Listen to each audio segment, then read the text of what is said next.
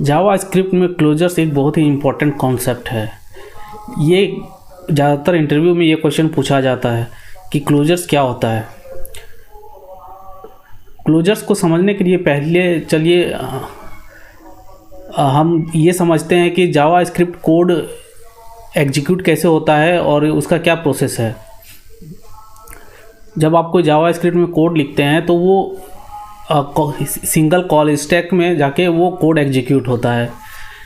अगर आप किसी फंक्शन के अंदर फंक्शन लिखे हैं तो वो उस कॉल स्टैक में एक फंक्शन, जब आप उस फंक्शन को कॉल करेंगे तो वो कॉल स्टैक में पुश हो जाएगा और वो फिर एग्जीक्यूट होगा। उससे पहले सबसे पहले वो मेमोरी एलोकेट करता है, उस फंक्शन के अंदर जितने भी वेरिएबल प्रॉपर्टीज़ होते हैं उनकी मेमोरी एलोकेट करता है, फिर उस फंक्शन को एग्जीक्यूट करता है। जब उसका एग्जीक्यूशन ख़त्म हो जाता है तो फिर वो कॉल स्टैक से पॉप्ड आउट हो जाता है और वो जितने भी मेमोरी एलोकेट उस फंक्शन को जितने भी मेमोरी एलोकेट हुए होते हैं वे सारे मेमोरी रिलीज हो जाते हैं मेमोरी से। तो इस तरह से फंक्शन में मतलब कॉल स्टैक में जावा स्क्रिप्ट कोड एग्जीक्यूट होता है। तो प्रॉब्लम ये है कि अगर मान लीजिए अगर कोई आउटर फंक्शन है, उसके अंदर एक इनर फंक्शन है। आउटर फंक्शन में एक वेरिएबल डिक्लेयर किया हुआ है और वो इनर फंक्शन उस आउटर फंक्शन से रिटर्न किया हुआ है और इनर फंक्शन उसके आउटर फंक्शन के वेरिएबल को यूज करके रखा है। तो आउटर फंक्शन जब कॉल होगा तो वो तो एट लास्ट एग्जीक्यूट होने के बाद वो पॉप्ड आउट हो जाएगा कॉल स्टैक से और उसकी मेमोरी जो है वो रिलीज हो जाएगी। तो फिर जो वेरिएबल इनर फंक्शन जो उसने रिटर्न करके रखा हुआ है वो तो इन लेटर कभी भी कॉल हो सकती है। उसका कोई टाइम बाउंड नहीं है कि हम इसके बाद ही ये कॉल होनी चाहिए। तो वो हम उस फंक्शन जो रिटर्न फंक्शन को हम कभी भी कॉल कर सकते हैं। तो जब वो आउटर फंक्शन की वेरिएबल को जो वो उसने यूज करके रखा हुआ है वो तो उसे मिलेगी नहीं, क्योंकि वो मेमोरी रिलीज हो चुकी है आउटर फंक्शन की। तो इसी प्रॉब्लम को फिक्स करने के लिए हम क्लोजर्स का यूज होता है जावा स्क्रिप्ट में। तो जब भी आप कोई इनर फंक्शन को रिटर्न करते हैं आउटर फंक्शन से और उस आउटर फंक्शन का वेरिएबल अगर इनर फंक्शन यूज करके रखा हुआ होता है तो वो उस फंक्शन की सारी मेमोरी रिलीज हो जाती है, लेकिन जो वेरिएबल उसने यूज करके रखा हुआ है वो मेमोरी स्टिल एग्जिस्ट करती है और वो एक क्लोजर रेफरेंस बना देता है इनर फंक्शन से, ताकि जब वो इनर फंक्शन कॉल हो तो उस क्लोजर रेफरेंस के थ्रू उस वेरिएबल का वैल्यू वो पिक करके अपना काम कर सके। तो मेनली क्लोजर का काम यही है।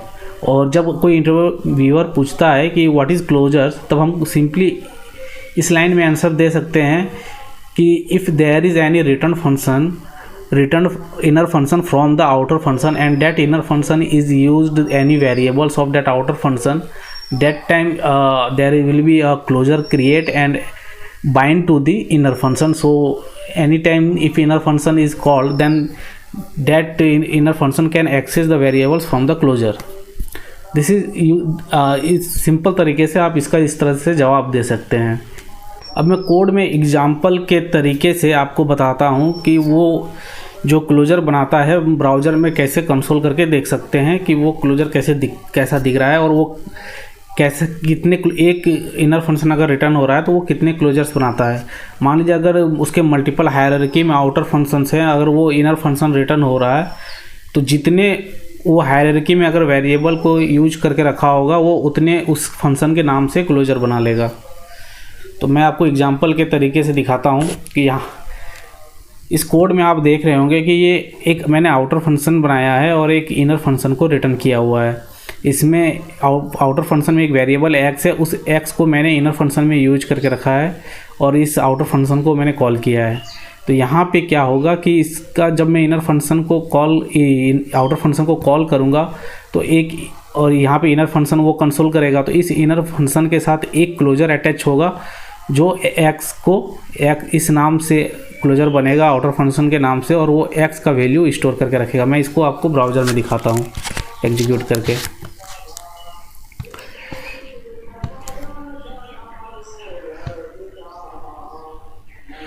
यहाँ पे देखिए इनर स्कोप्स के अंदर आपको क्लोजर दिखेगा एक आउटर फंक्शन के नाम से जो x का वैल्यू 2 रखा हुआ है।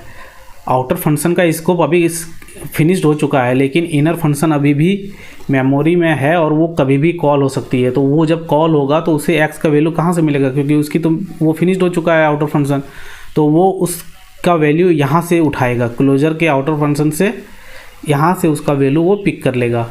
अगर कोई ग्लोबल स्कोप से वो वेरिएबल यूज कर रहा है इनर फंक्शन, तो वो इस ग्लोबल स्कोप से उस वेरिएबल को उठाएगा, क्योंकि ग्लोबल तो फॉरएवर के लिए बना होता है, ग्लोबल तो फिनिश्ड होगा नहीं, तो ग्लोबल एग्जीक्यूशन कॉन्टेक्स्ट तो रहता ही है।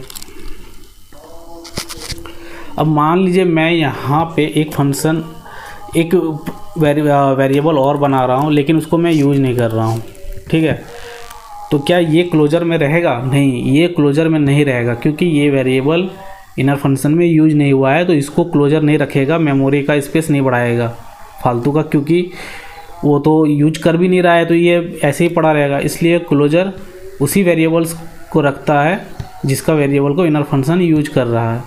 यहाँ पे आप देखेंगे तो ये क्लोजर एक्स को ही रखा हुआ है, वह एम नहीं है। एम इसलिए नहीं है क्योंकि वो यूज नहीं हो रखा है।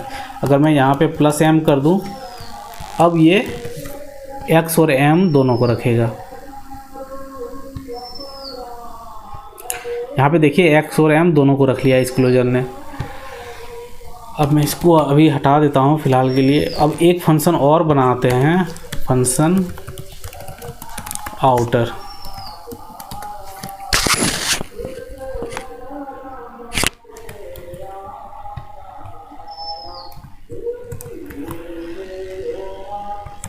अब इसको यहाँ से रिटर्न कर देते हैं। अब यहाँ पे हमको आउटर फंक्शन डायरेक्ट तो मिलेगा नहीं, इसलिए हम आउटर को पहले कॉल करेंगे और ये जो फंक्शन रिटर्न करेगा उसके बाद उसको कॉल करेंगे, ठीक है। तो वो क्या करेगा, इस इनर फंक्शन को रिटर्न करेगा। तो ये तो इनर फंक्शन को रिटर्न कर दिया, काम सेम अभी हो रहा है। अब यहाँ पे मैं एक वेरिएबल और लेता हूँ z = 1 और इस z को यूज करते हैं, ठीक है। अब ये क्या करेगा, ये दो क्लोजर बनाएगा और दोनों क्लोजर को इस इनर फंक्शन पे बाइंड करेगा, एक तरह से मतलब हुक लगा देगा, अटैच कर देगा, ताकि वो एक रेफरेंस बन जाता है, ताकि जब इनर फंक्शन कॉल हो तो उस रेफरेंस के थ्रू वो उस मेमोरी से उस वेरिएबल का वैल्यू उठा सके। अब इस क्लोजर्स हम देखेंगे तो ये देखिए यहाँ पे दो क्लोजर बने हैं, एक आउटर बना हुआ है जो z वेरिएबल रखा हुआ है, और एक आउटर फंक्शन बना है जो x रखा हुआ है।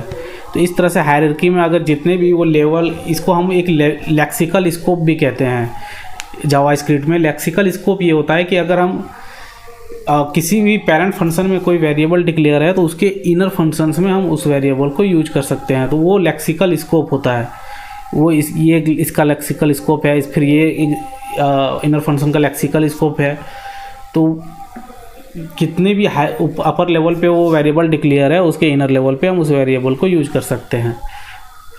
तो ये तो था यहाँ पे कि इसके दो क्लोजर्स बना दिया है। अगर मान लीजिए मैं किसी का यूज ही नहीं करता हूँ, मैं कोई भी वैल्यू x और z दोनों यूज नहीं करता हूँ, तो क्या यहाँ क्लोजर बनाएगा? नहीं, यहाँ पे क्लोजर ये नहीं बनाएगा, क्योंकि यहाँ पे एक भी क्लोजर नहीं है, एक भी वेरिएबल को उसने यूज करके नहीं रखा है, तो यहाँ पे क्लोजर नहीं बनेगा। अगर मैं इस फंक्शन को रिटर्न ही ना करूँ तो जाहिर सी बात है फिर तो फंक्शन ही लॉग नहीं होगा, तो हम तो क्लोजर देख ही नहीं सकते हैं, फंक्शन ही नहीं है। तो ये अनडिफाइंड रिटर्न करेगा और ये सिंपली अनडिफाइंड रिटर्न हो जाएगा, यहाँ पे अनडिफाइंड आ जाएगा, तो मेमोरी में तो कुछ रहा ही नहीं। फिर एक चीज़ और है कि अगर मान लीजिए एक रेफरेंस बना लेता है क्लोजर का, ठीक है, और जब आपका इनर फंक्शन एग्जीक्यूट हो जाता है तो वो क्या होती है कि उसकी रेफरेंस हट जाती है, उस मेमोरी की रेफरेंस हट जाती है उस फंक्शन, क्योंकि ये इसका भी तो मेमोरी एलोकेशन होगा जब एग्जीक्यूट होगा, ये कॉल होगा। तो जब ये कंप्लीट एग्जीक्यूट हो जाएगा तो वो फिर मेमोरी रिलीज कर जाएगा, और जो रेफरेंस वो क्लोजर के साथ बना रखा है वो रेफरेंस भी हट जाएगा। तो जावास्क्रिप्ट का गार्बेज कलेक्टर जो होता है वो पीरियोडिकली चेक करता है कि कोई ऐसा वेरिएबल मेमोरी में पड़ा है जिसका कोई रेफरेंस नहीं है, तो फिर वो उस वेरिएबल्स या प्रॉपर्टी को वो वहाँ से हटा देता है, डिलीट कर देता है, क्योंकि वो अनयूज्ड वेरिएबल्स हैं। तो इस तरह से वो मेमोरी क्लीन होते रहता है जावास्क्रिप्ट में।